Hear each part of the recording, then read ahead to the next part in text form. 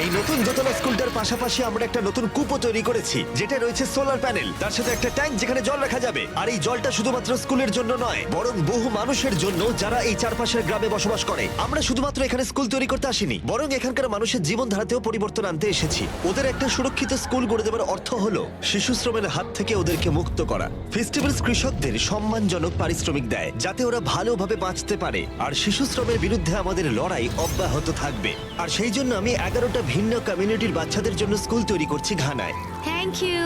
কিন্তু শিশু শ্রম একমাত্র সমস্যা নয়। এই স্কুলের অবস্থা এতটাই খারাপ যে বাচ্চাদের পক্ষে এখানে পড়াশোনা করা একেবারেই অসম্ভব। এই ক্লাসরুমের ভেতরেই ওরা পড়াশোনা করে। বৃষ্টি হলে এখানে জল ভরে যায়। সত্যি? হ্যাঁ, জল এখান দিয়ে ঢুকে পড়ে আর কাদা কাদা হয়ে যায় চারিদিক বর্ষাকালে। তাই পরের কয়েক মাস ধরে আমরা একটা গোটা নতুন স্কুল তৈরি করলাম, যা আমাদের প্রথম পদক্ষেপ ছিল। 7টার মধ্যে শেষ ক্লাসরুমটা তৈরি হয়ে গেল।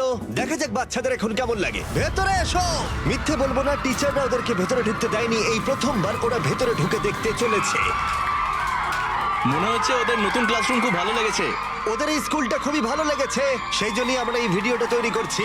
আর শুধু আমরা ওদেরকে নতুন স্কুলই দিইনি, তার সাথে রয়েছে প্রতিটা ক্লাসরুমে নতুন নতুন ডেস্ক। আর তার সাথে 8 মাস আগে পুরনো স্কুলের জন্য যে রান্নাঘরটা আমরা বানিয়েছিলাম। আর প্রত্যেকটা স্কুলের দিনে আগামী 5 বছর এই স্কুলে আমরা সব ছাত্রদের বিনামূল্যে খাওয়াবো। আমাদের অনেক ক্লাসরুম লাগবে জিমি, এখানে অনেক ছাত্রছাত্রী রয়েছে। হ্যাঁ, সেই জন্যই আমরা 7টা বানিয়েছি। ও হ্যাঁ, হ্যাঁ। তৈরি করলাম। হ্যাঁ, এবার বুঝতে পেরেছি। হ্যাঁ, পরে স্কুলে যাওয়া যাক।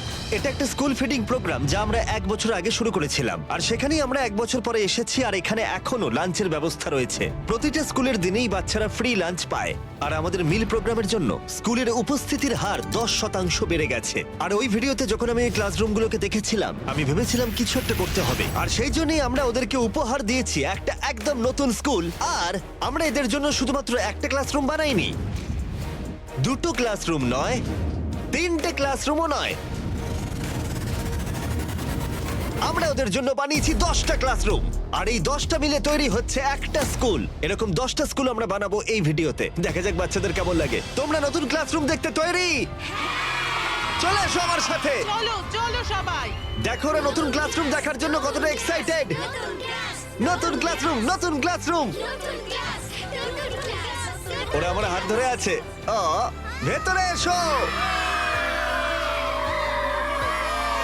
নতুন ক্লাসরুম তৈরি হবার আগে বাচ্চারা প্রতিদিন পড়াশোনা করতে আসতো এই ক্লাসরুমে ভয় ভয়। আর এটা জেনে আমার খুব ভালো লাগছে যে ওদের জন্য একটা সুরক্ষিত স্কুল আমরা তৈরি করতে পেরেছি। নতুন ক্লাসরুম ভালো লেগেছে তো? ওদের পছন্দ হয়েছে। তোমরা কিন্তু রোজ স্কুলে আসবে, আমি তোমাদের জন্যই এটা বানিয়েছি। কিন্তু বিশ্বে এরকম আরো বহু শিশু রয়েছে যাদের একটা ভালো স্কুল পর্যন্ত নেই। আর আমরা এই শহরে প্রথম হাই স্কুল তৈরি করতে চলেছি। এই গোটা শহরটায় মাত্র একটাই স্কুল ছিল, আর সেই মিডল স্কুলটাকে আমরা হাই স্কুলে পরিণত করলাম। ওদের প্রিন্সিপালকে গাড়ির মধ্যে কাজ করতে হতো, আর তাই আমরা ওদের জন্য একটা নতুন হাই স্কুল তৈরি করেছি। আমরা শুরু করলাম প্রত্যেকটা দেয়াল বানানোর মধ্য দিয়ে, আর সেগুলো এক জায়গায় করে। স্কুল তৈরির কথা যখন ভেবেছিলাম, ভাবিনি এরকমটা হবে। আমি ভেবেছিলাম হাতুড়ে পেরেক এরকম জাতীয় কিছু থাকবে। ঠিক আছে, একটা দেওয়াল হয়ে গেছে। এবার 2 নম্বর দেওয়াল। চলো।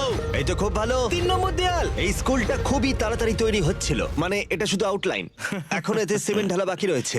আমরা ভালো স্কুলই বানাই, বিশ্বাস করো। ঠিক আছে, তাহলে চলো এবার ছাদ লাগাই। আমি আর 50 জন ভলান্টিয়ার এখন ছাদটাকে ছুড়ে দেবো স্কুলের ওপরে। ছুড়ে দিলে হবে না, সাবধানে রাখতে হবে।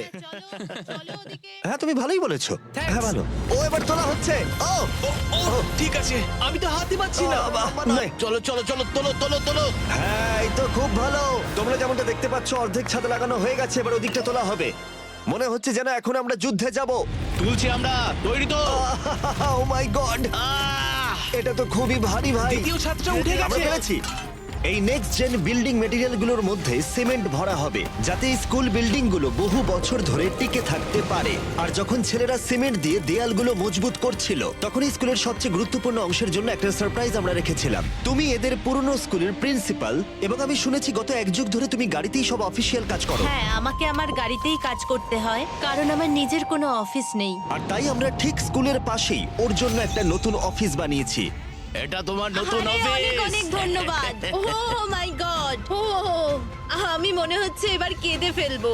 অনেক ধন্যবাদ জিমি। কোনো ব্যাপার নয়, তোমাকে এখন আর গাড়িতে কাজ করতে হবে না। তোমার জন্য রয়েছে একটা ব্র্যান্ড নিউ অফিস, তার সাথে রয়েছে ব্র্যান্ড নিউ স্কুল। কিন্তু এই স্কুলের জন্য আরেকটা সারপ্রাইজ অপেক্ষা করে রয়েছে। আমরা বানিয়েছি একটা নতুন সকার ফিল্ড। যাও যাও যাও যাও। ধন্যবাদ টেলিভিশন ফাউন্ডেশনকে এটা তৈরিতে আমাদের সাহায্য করার জন্য। চলো আর স্কুল বানানো যাক। আর এর পরে স্কুলটা তৈরি করা সবচেয়ে কঠিন কাজ ছিল